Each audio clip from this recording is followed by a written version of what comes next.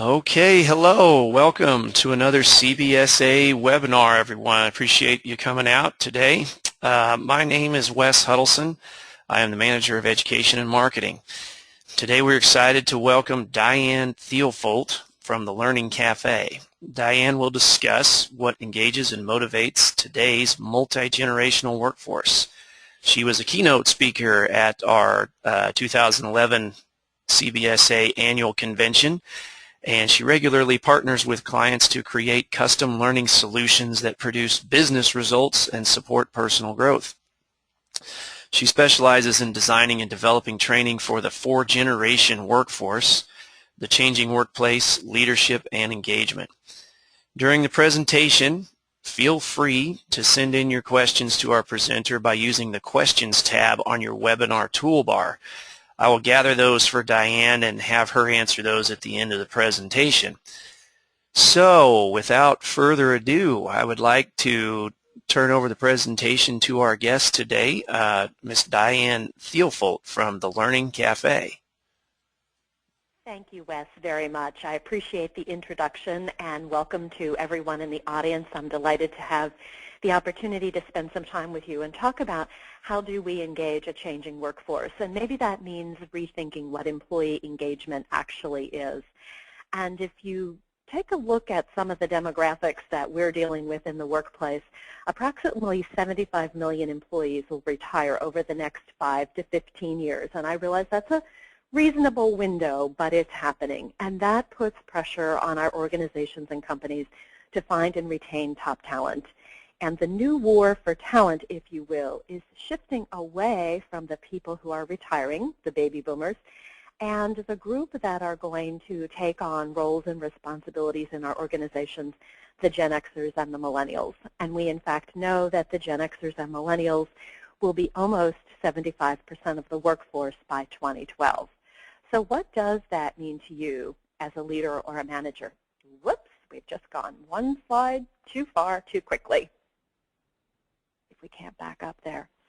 And the statistic in the blue box on the slide, that 75% of American workers are not happy at work. And workplace dissatisfaction is the highest it has been in 25 years. And if we kind of apply the 80-20 rule, what we know is that an organization's performance comes from the 20% of its engaged employees. And that really does beg the question about what managers and leaders are doing. And you might ask yourself, how much time are you investing in engaging the talent in your organization? Our agenda today is very simple, very straightforward. We're going to talk a little bit about the new workforce, and by that I mean the fact that there are four generations in the workplace at the very same time, shoulder to shoulder, cubicle to cubicle, and that has great opportunities for conflict, and it has even greater opportunities for productivity, increased performance, the opportunity to leverage diversity and to be more successful as organizations. We'll talk a little bit about what is this thing called the generation gap and how can we find common ground and engage across that gap. And then my goal is to make sure that you leave the session this afternoon or this morning, depending upon your time zone, having some ideas about what does it mean to be a good boss, and what can you do to more fully engage the folks that work for you? So just, I apologize. I'm not reading the, there we go, the clicks and that little gap. So here we are. I hope you're looking at a slide that is titled The Changing Workforce. And there are 10 unfinished statements about some of the demographics that we're experiencing and some of what's happening. So just a quick quiz. Take a look at these questions and start thinking about what's your response. So number one, young U.S. professionals under the age of 35 currently average how many months on the job? Would you be surprised to know that it is between 20 and 21 months on the job? 70% of people leave their jobs because of the way they are. If you were to fill in the blank, it would be the way they are led, the way they are managed, the lack of a relationship with their supervisor or manager. And if we were to query the managers or leaders, 89% of them believe that employees leave for more money. So there's a gap between why folks leave and why we as leaders and managers think they leave.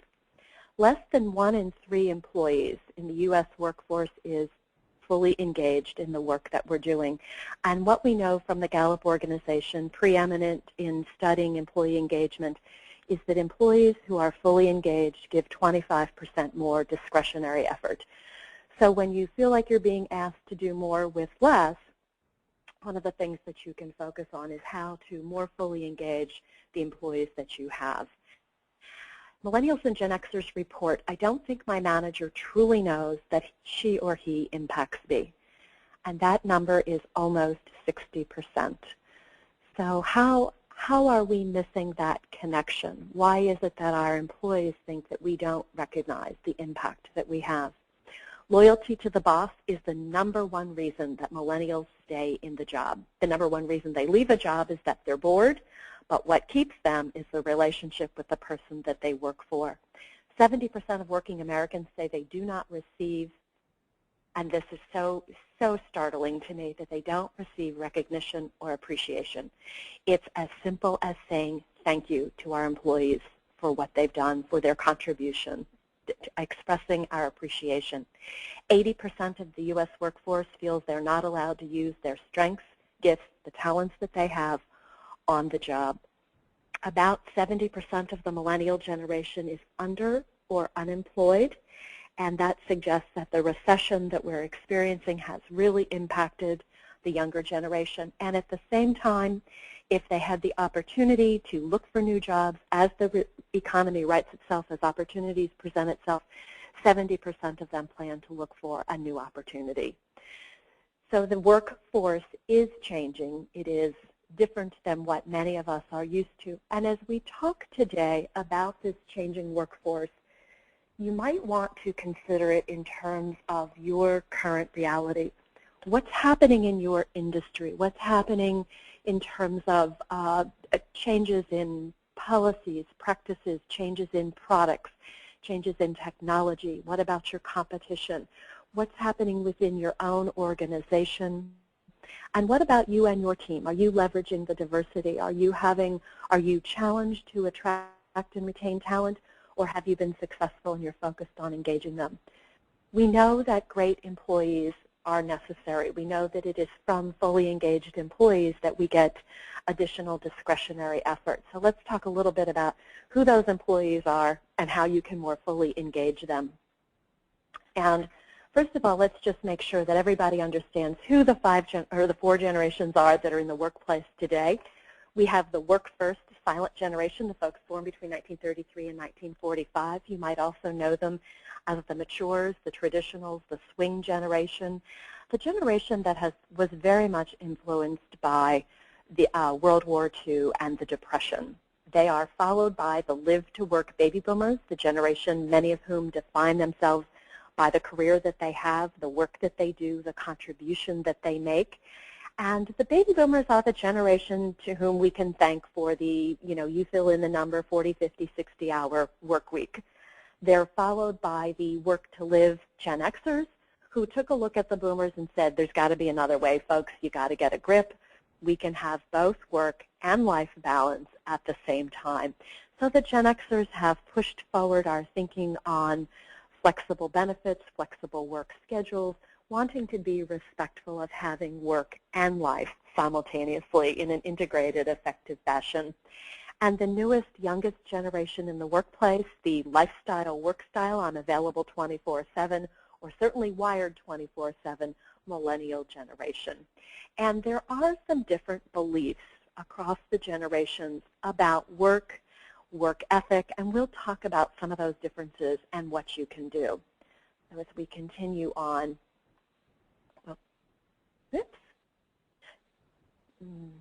talk just a little bit about the members of the silent generation and some of the events that impacted them. I mentioned that certainly a generation for whom a generation of reduce, reuse, recycle is very meaningful. Growing up in the aftermath of the Depression, you can get 3 cups of tea out of that tea bag if you really work at it. And this is the generation that believes that it's a fair day's work for a fair day's pay. And what do we know about them in the workplace? You might notice that they're a formal, They're courteous. They follow a protocol in the workplace. They're very dedicated to the work. They absolutely understand that businesses are in business to make a profit. And they're a generation that believes technology has made the world a better place.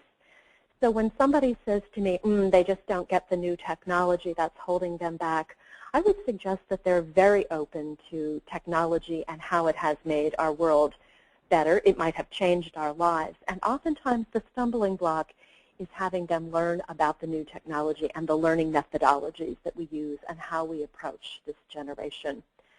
They are followed by a much larger generation, the baby boomers, almost 80 million.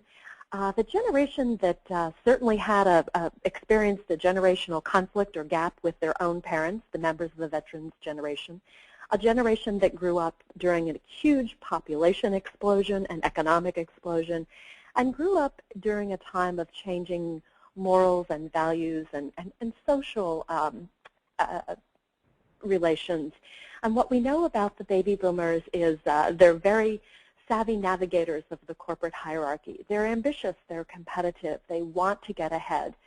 The baby boomers view themselves as making changes in the world, making changes in corporations, changing the way they're raising their children. So it's always interesting when somebody says, oh, they don't want to change, they're stuck in a place. So you might think about some of the views that you have about this generation. But they're competitive by nature. They grew up, as I said, almost 80 million boomers. And even nobody said with 36 kids, too many kids in your first grade classroom, you were competing for space in the sandbox, competing for the attention of your teachers, your coaches, and your parents even. And that same sense of competition comes with them into the workplace. And they place a strong emphasis on the relationships they have, the networks they have built, and attribute some of their workplace success to that. And the Gen Xers, raised between AIDS and MTV, a generation that grew up in the absence of heroes and heroic moments. They saw, rather than the U.S. putting a man on the moon, the Challenger disaster, the Exxon Valdez. So a bit of a healthy, I would say, skepticism about the world and some of our institutions, and a bit of an indifference to hierarchy, authority, and the people in charge. And this is the generation that said, tell me what results you want me to deliver. What's the bottom line? And I'll tell you how we're going to get there. So they're very comfortable, independent self-starters. 51% of Gen Xers raised in a single adult household, oftentimes identified as the latchkey kids, came home from school, let themselves into the house, took care of getting their homework done, played with early video games, maybe got a meal started for other family members. So self-sufficient, independent, entrepreneurial, and they bring those same attributes into the workplace. And Gen X is followed by the Millennial generation, and what you'll see on the slide is a number of different words that describe this very same generation, from the Gen Y to the Trophy generation. You'll see that many of the names are a reflection of the fact that they're digital natives, that they're very comfortable with technology and often suggest to you that they're wired 24/7 and available to you 24/7, so let's take advantage of that. What do we notice about this tech-savvy generation in the workplace? We notice that they are very inclusive, very much about the three musketeers, one for all for one. They have a real sense of team, and that team is important. They would prefer to have colleagues and cohorts of their same age to work with, to participate with. They're well-educated, which also suggests they have a tremendous amount of college debt that they're trying to figure out how to pay off. Much has been expected of them as a generation. They have an orientation towards accomplishment, and they, in turn, expect quite a few things of organizations. I sometimes hear people describe the Millennial generation as the entitled generation, and what we know from our research and working with them is often what they want for themselves and for the workplace. They want for everybody else in the workplace as well. They tend to be very inclusive. So a quick snapshot as we look at the 4 generations in the workforce and some of the events that influenced those generations, the traits that they developed, the kind of the personality of that cohort group, and in the far right column, the behaviors that we often see these generations demonstrating. And please understand that when I talk about a generation, I pretty much put them on a bell curve and talk about that solid middle. And you may have heard people describe the baby boomers as not being tech savvy, and they're not comfortable with technology and the advances in technology. And that doesn't describe all 78 million baby boomers. It describes some of them. So you don't always have to turn to the youngest person in the room when you've got a technology glitch. There are oftentimes boomers that are tech savvy as well. But when we describe the behaviors of a generation, we're kind of talking about that solid middle, and those behaviors are what you can manage. They give you another view into how to engage the different generations. And when we talk about what is it that we're trying to engage, what's the gap that we're trying to close, or what's the common ground that we're trying to find, we're going to talk about 3 things, particularly climate, communication, and career. And when we talk about a work style, a climate, what we know about the baby boomers is they're the first to notice when another generation has a different work style. And as we mentioned, the silence, the work-first generation delaying or deferring their own gratification or satisfaction to get the work done. The baby boomer generation who takes a lot of pride in the work that they've done. They want to be recognized or appreciated for the time they've put in, the contributions that they've made, and many of them really do live to work, which makes retirement a difficult concept for them to comprehend. And you might help baby boomers start thinking about rewiring rather than retiring. What are they going to do for their next act? And the climate that Gen Xers have created is that we're working to live, to have a life outside of the workplace, and we're trying to bring work and life into an effective sense of integration or work and life balance that's effective for us, and focusing on what's the work product, what's the deliverable. You don't need to tell me how to get there. I'll figure that out. And the millennials, that kind of blurring or converging of both a lifestyle and a work style. Some of the other gaps that we're trying to engage, or where we're trying to find common ground, I know many of the folks on the line today are managers, and you need to communicate, and some of you may want to have a meeting, others of you have, let's just send an email. Let's have a web broadcast. We don't necessarily need to get together in person. But you can imagine when you have something to communicate, there are 4 different cartoon bubbles, if you will, above the heads of your employees. Send me a memo, have a meeting. Could you just text me and see if we couldn't communicate in a different fashion? And we're also trying to find common ground around our careers and how we talk about them. And across the continuum, from the silence, it's a fair day's work for a fair day's pay, the baby boomer generation climbing the corporate ladder, if you will, pursuing their career in a vertical progression. What's the next opportunity? What's the next step up? And Gen Xers really changed that view and said, maybe it's not about a career ladder. Maybe it's about a career lattice. And I can work across the organization. Maybe I don't necessarily want to take on leadership responsibilities if that's going to take more time. Gen Xers saw their parents lose their jobs. They've experienced 3 downturns themselves in the economy. So what they're building is a portfolio of skills, of knowledge and abilities. And that portfolio is portable in case they need to take that somewhere else. But really the go-to generation for exploring opportunities in a different fashion than the baby boomers did.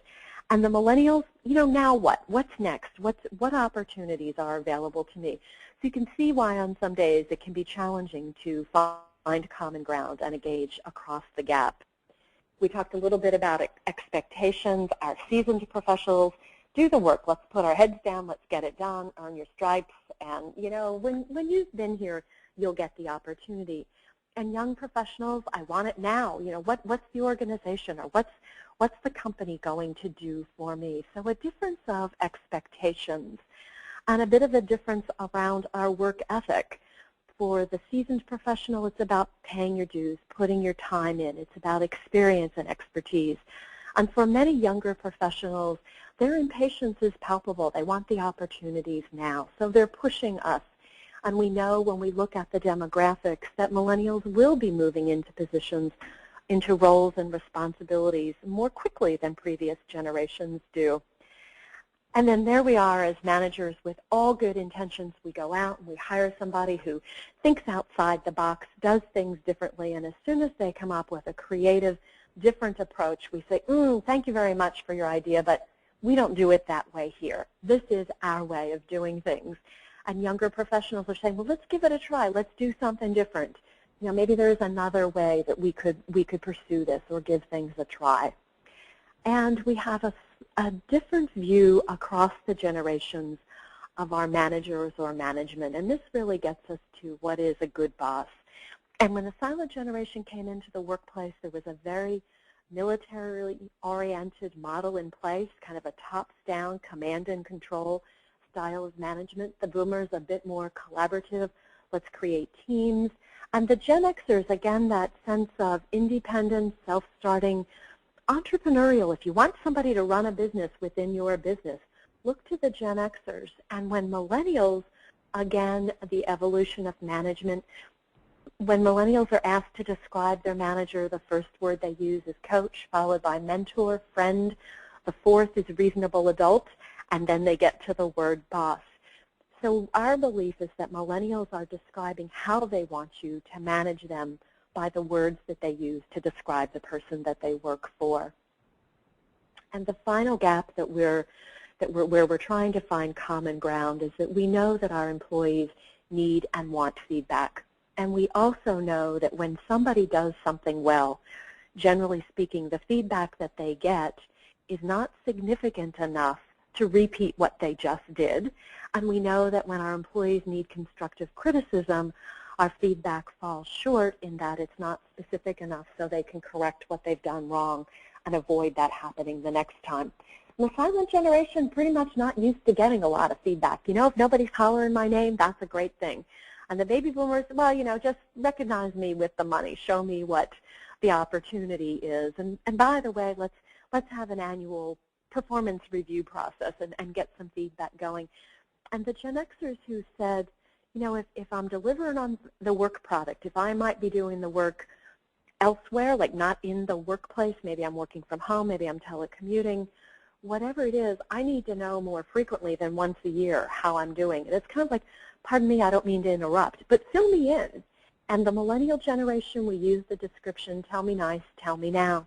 And if you remember back to the slide that described the different names for the millennial generation, one of them was the trophy generation, and someone actually wrote a book called The Trophy Generation. And we know that millennials were raised in the middle of the self-esteem movement, which said if I grow my child's self-esteem and self-confidence, they'll be more productive and successful as adults. And the way that that played out is that 22 kids got on the soccer field every Saturday, and at the end of the season, 22 kids walked away with a trophy. There weren't winners and losers. Everybody was a winner. There wasn't first, second, and third. And that means that many members of the millennial generation missed getting constructive criticism or constructive feedback about how to do things better. So one of the challenges that you might find yourself having as a manager or leader of members of the millennial generation is coaching them, is giving them feedback about things that didn't go well. What enables you to do that is they want to know how they're doing, and they're persistent in asking you about how they're doing.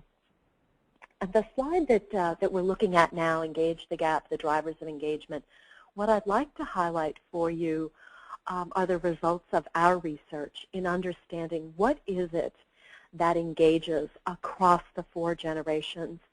And what you'll notice, and I hope is almost a bit of a relief to those of you who are managing across 4 generations, is that the #1 driver of engagement is the work that people are doing, the challenging, stimulating, varied work. And that's important because you have a great opportunity to influence and or control the work that your employees are doing, the work, the tasks, the projects that are assigned to them. And if I were to look at some of the generational nuances, I would suggest that for Gen Xers, 77% of whom would leave a job for increased intellectual stimulation really are looking for the challenge and the stimulation in the work. Many members of the millennial generation, we talk about them as multitaskers, whether you believe someone can multitask or not.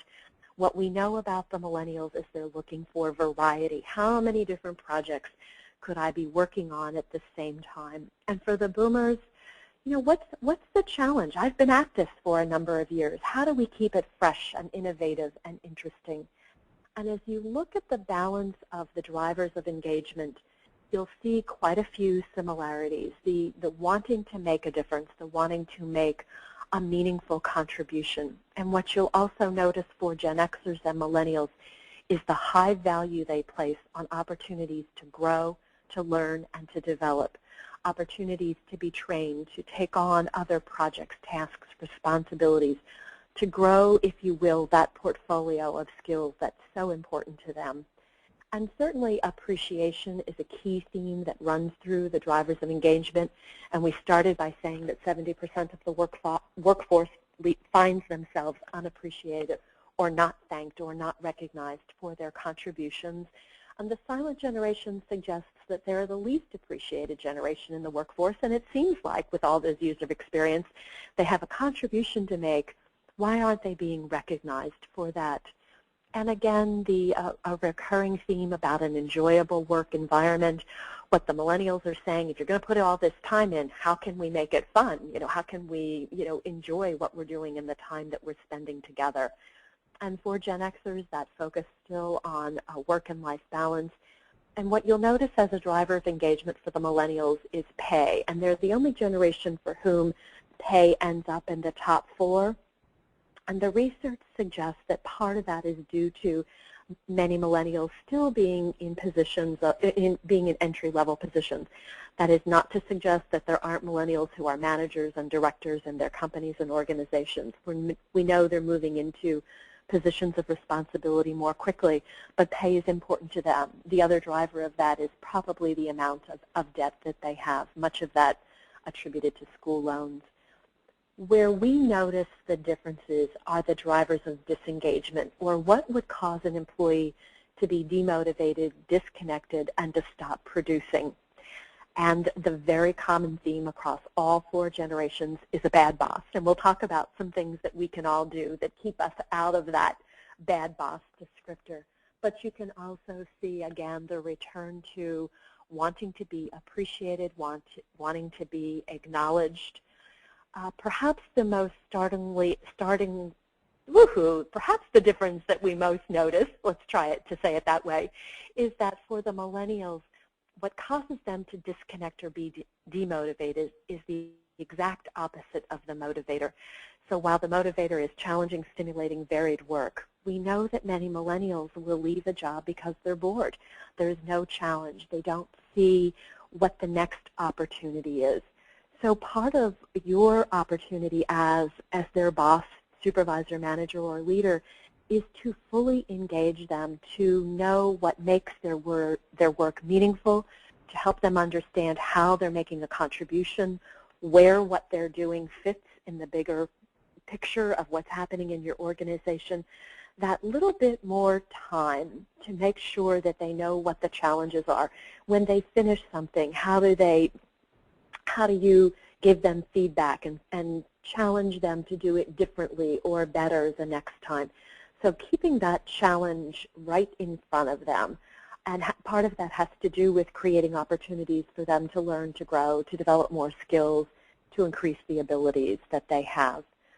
So across the generations, from probably 24 different variables, these are the top 4 drivers of engagement, the top 4 drivers of disengagement. So what do you do with that? If we were going to stack rank them and kind of cut them across all 4 generations, here they are, the one that you can influence so much, the work that people do, and clearly at number 7, what you can influence is being a good boss. And let's talk about a couple ways that we can do that, some differences that we can make. And a good boss does 3 things. They create a climate that engages. You might even think about that climate as a weather system or a bubble that they wrap around their team so that it's a place that is positive, it's fun, it's engaging, people are empowered, they're encouraged to make decisions, and they also help employees to clarify their career. And that means having conversations about career, your career aspirations. For your millennials who think that they want your job or your boss's job tomorrow, what does that mean? How do you get there? Having conversations about reputation, about your brand, if you will, and sharing your own lessons of experience as a way to engage your employees. And while employees tell us that they want a career development plan, they really want a path. Are they headed in the right direction? And what are the alternatives and options to them? And perhaps the most important, a good boss customizes communication. And we know that it isn't any one action that engages employees, but it's the small daily actions that we take that add up to the way we communicate. And I would suggest that it goes beyond communication to conversation. And any number of you may have walked into the office or your place of work this morning, fired up your laptop, and there's 200 or 300 email messages that need your attention or to be responded to. In our organizations, I would suggest that we have more than enough communication.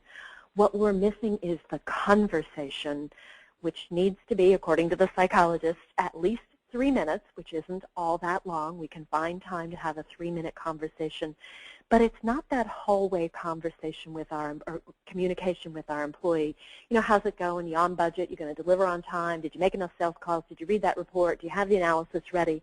It's, in fact, the conversation that elicits ideas, opinions, allows you to get to know your employees.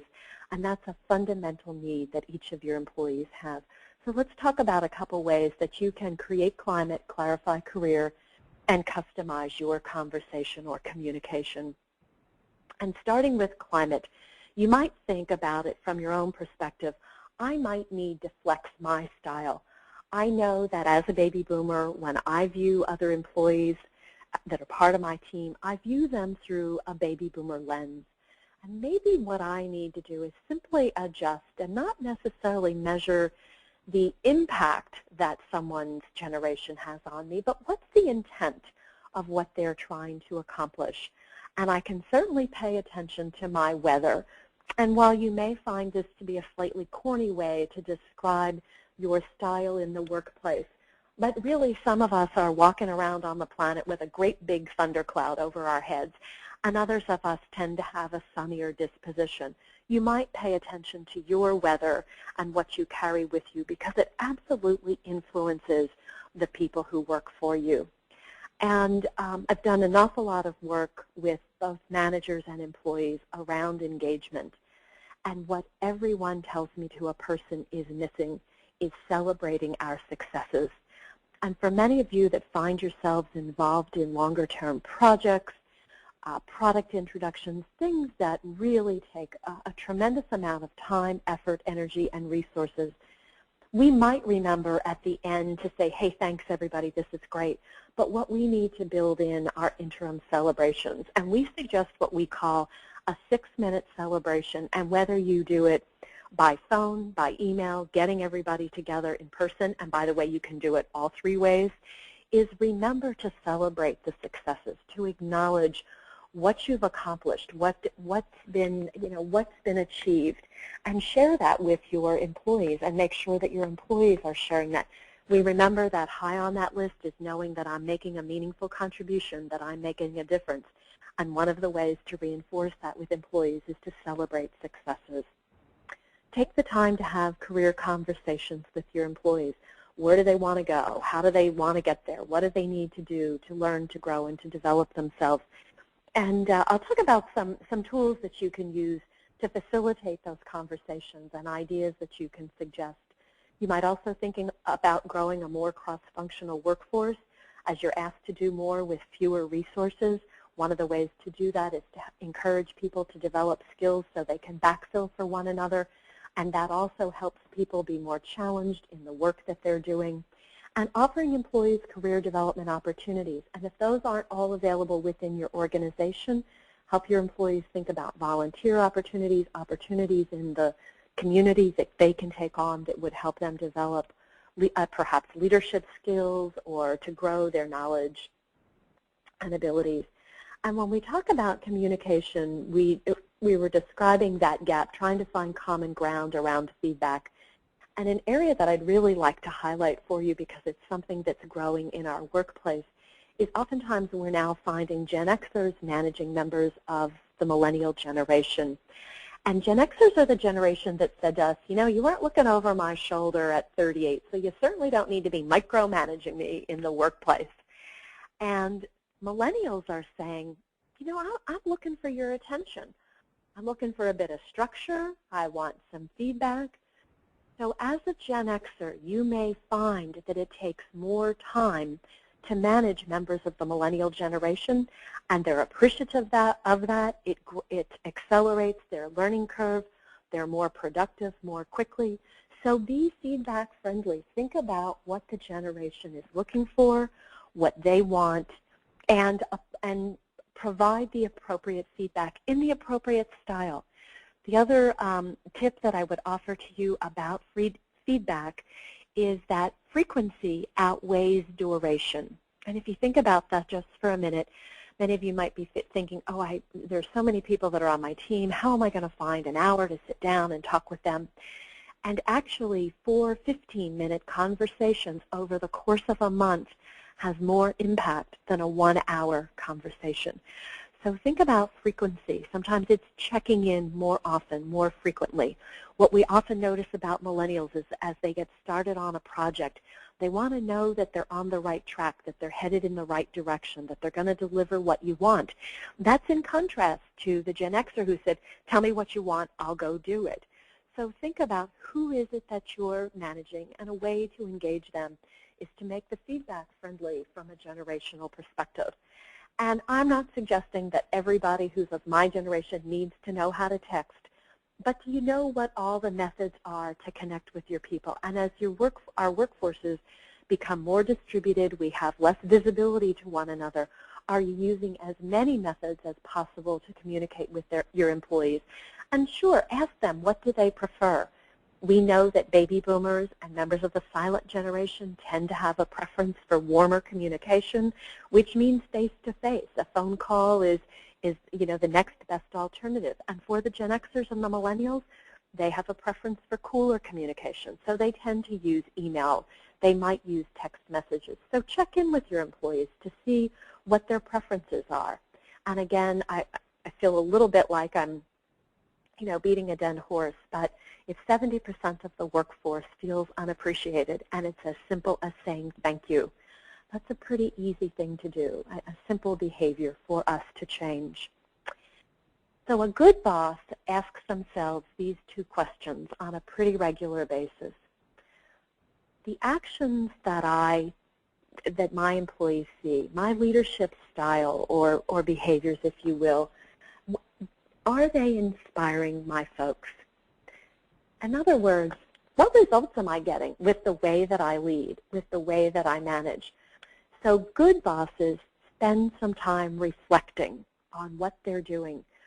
Did it work? How did I feel about myself in this situation? What do I want to do to make sure that I don't repeat this? Or what do I want to do to make sure that I do repeat it?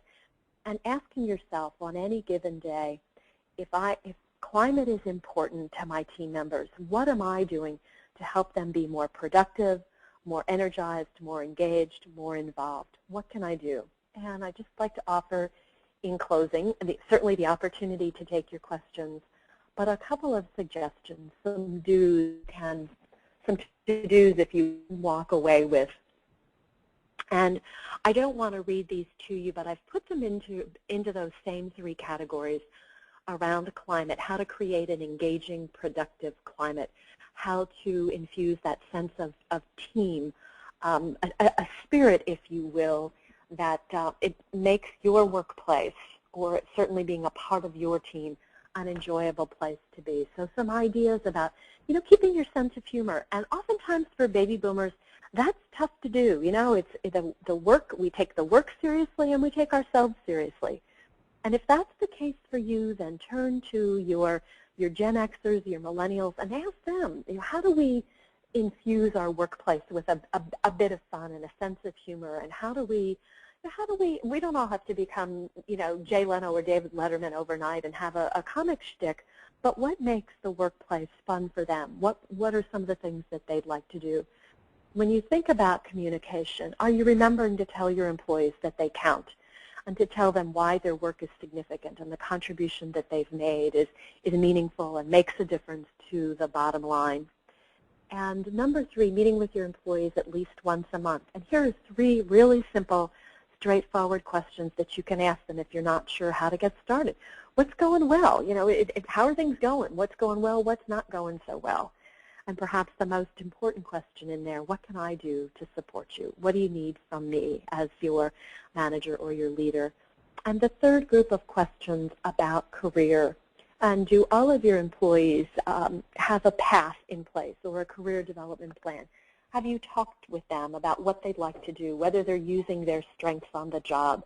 Have they had an opportunity to take on new projects and assignments and responsibilities? And again, it's about having a conversation with your employees. And one of the very simple ones to have is, what do you like about the work that you're doing? What do you not like? Are you getting to use your gifts, talents, skills, and abilities on the job? And also, are there other jobs, assignments, projects, and tasks that you're interested in? Having those conversations to learn more about your employee and who they are allows you then to more fully engage your employees. And I had mentioned to you that there's more information for anyone who's interested. I invite you to go to our website, learn more about the 10 ways to engage employees, our research study, which fully explores looking at the engagement drivers and motivators and demotivators across the 4 generations. We also have a research report on the millennials, and as they're moving into roles of leadership, what you can expect from them, as well as an observation about the millennial generation in the workplace, and a number of different tools and techniques that you can use to develop your own talent. And you might think about developing your talent as being just as important to the processes and rigor you put to your operations. Think about that same process and rigor focused on the talent in the workplace. And Wes, I'm going to pause there and ask if people have questions, comments, anything that came in maybe through the chat line, or if you want to open the communication lines, not sure. But I'm happy to answer any questions folks might have. Okay, thank you very much, Diane. Like Diane said, we are very much open for your questions right now. Just use the questions tab on your toolbar, as we had talked about earlier in the presentation. Right now we don't have any questions, but oh, here we go. We just got one. Put out the challenge, right? That's right. I just had to ask a couple of times, didn't we? How can you motivate underperforming employees to increase their productivity and accuracy? Okay. It's a great question, and doing that thing that people hate when you do it, but I'm still going to do it, which is answering a question with a question. The first thing to think about is, as you're motivating that underperforming employee, are you putting too much time on the underperformance or the what's not going well? And here's why I suggest that. Oftentimes as managers, we devote our attention to our non-performers. We devote a disproportionate amount of attention, effort, and energy to the non-performers versus the performers. So let me just put that out there for your consideration. The other thing that happens is that we oftentimes focus on the gap or what people aren't doing versus could they do more of the things that they're good at? Could we focus more fully on their strengths? So putting those two things out there for your consideration, then let's go back directly to your question about how to motivate underperformers or people who aren't performing. Sometimes it's about finding out, do they have the tools they need to do the work that they do? Do they have the skill set? Do they have the knowledge that's required? That oftentimes gets in our way. So it really pretty fundamental questions about, do they have everything that they need to do what you need them to do? The second question to find out is, do they clearly understand what your expectations are? Do they know to what level you're expecting them to perform? Do they know what right looks like, or what correct looks like, or what accurate looks like? So uncovering that, oftentimes a lack of performance before it's disengagement is simply about not being clear on the expectations, what the outcome is supposed to look like, and whether or not people have the tools to do the work that they need to do. Okay. And does that help with the question, or do you want to be more, drill down a little bit more? Well, I think the next question might build on that, actually. Okay, there we go. At what point do you focus on disciplinary actions versus supportive actions? It's a question for a lot of people, I'm sure, but it's a tough one. Yeah, it is a tough one, and that doesn't mean that question shouldn't be asked. I understand where that's a concern. Where do I put my efforts? I think one of the things to look at is, at what point is that lack of performance or poor performance contributing not only to disengagement, but how is it impacting the rest of the team? Is it pulling down their morale? Are they doing more work because somebody else isn't performing?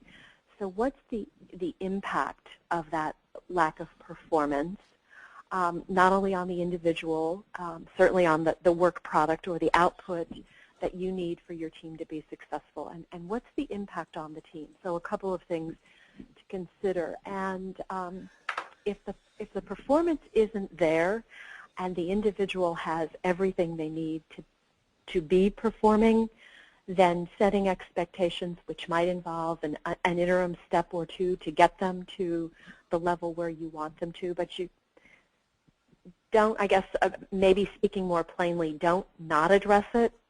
Be clear on, here's the expectations, here's what the output looks like, here are the things that we've put in place to get you to that point, here's the amount of time that you have to reach that goal. Good. Okay, the next question deals with mentoring, and it's dealing with mentoring across or within the generational classifications. Okay.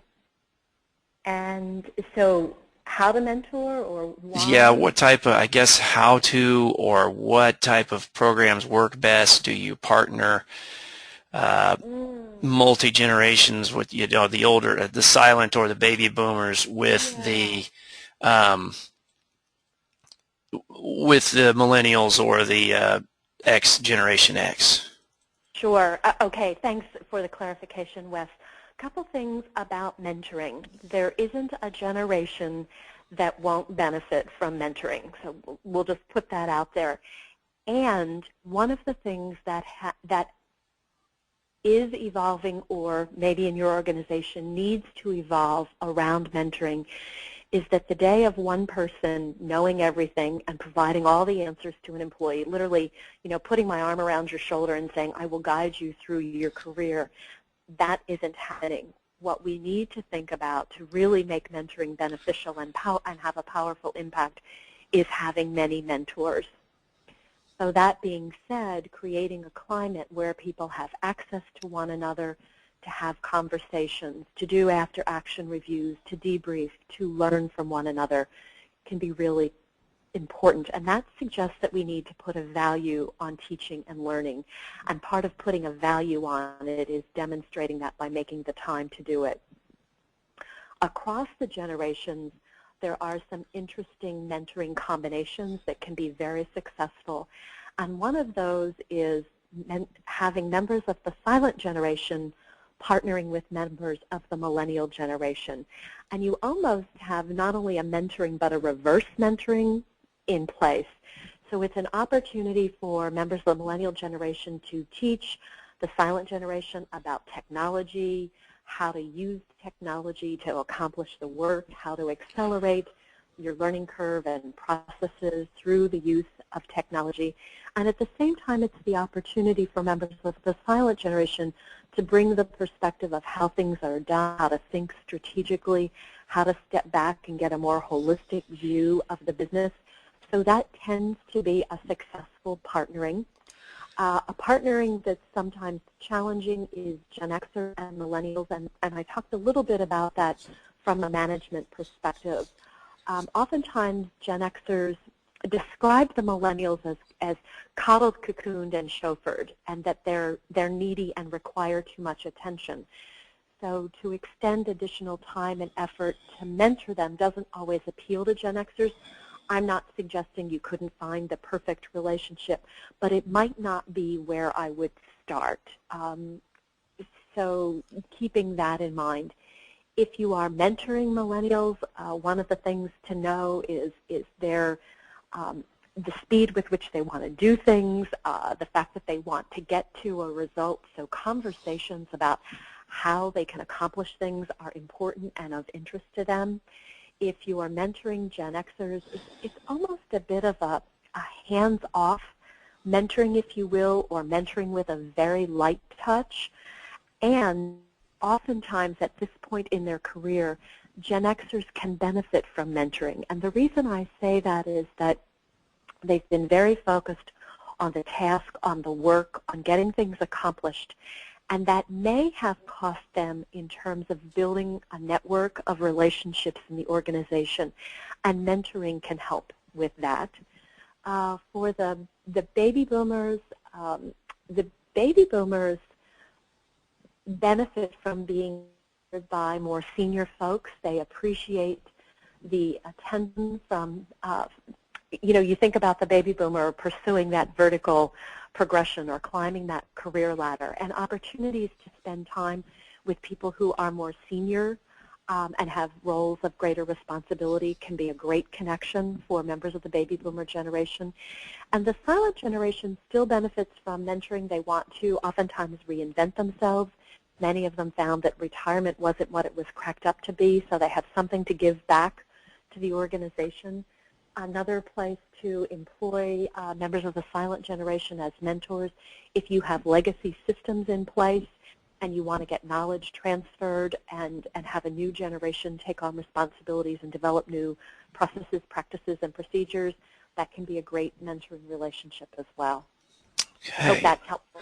Yeah, that was excellent. Thank you. I think one final question here, and this one was popping into my head as well, is, okay, you have multiple members of your staff in front of everyone.